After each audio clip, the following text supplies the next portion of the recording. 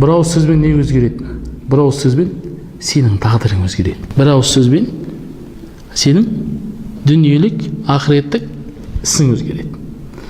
Пайғамбарымыз саллаллаху алейхи уассалам былай дейді бір хадисінде: кейде кісі бұл сөзден зарар тимейді ау деп бір сөз сөйлейді. Сөйтіп тозаққа 70 жыл бойы құлайтын тереңдікке түседі. Бір ауыз сөз. Бір ауыз сөз.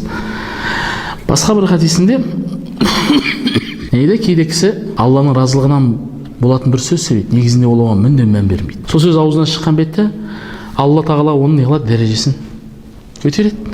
Кейде құл Алла тағаланың азабын тудыратын сөз сөйлейді. Негізінде ол оған не қылмайды? Мән бермейді. Осылайша тозақтың ең төменіне барып түседі. Әлгі нені айтып жатырмыз тағы да? Бір ауыз сөз мен айтсам, не болады деген әңгіме айтып жатыр. Бір ауыз сөз айтсаңыз, көп нәрсе не істейді? Өзгереді. Демек не шықты? Мынандай қорытынды шықты. Сен екеуміз сөйлеместен бұрын ойланып алу керек. Бұл сөзді айтсам, шынымен ақ маған сауап жазылады ма? Сөйлемесем не болады? Сөйлесем не болады? Сауап жазылады ма, жоқ әлде? Күнә жазылады. Осыны ойланып барғаннан кейін ғана барып сөйлегенде дұрыс болады.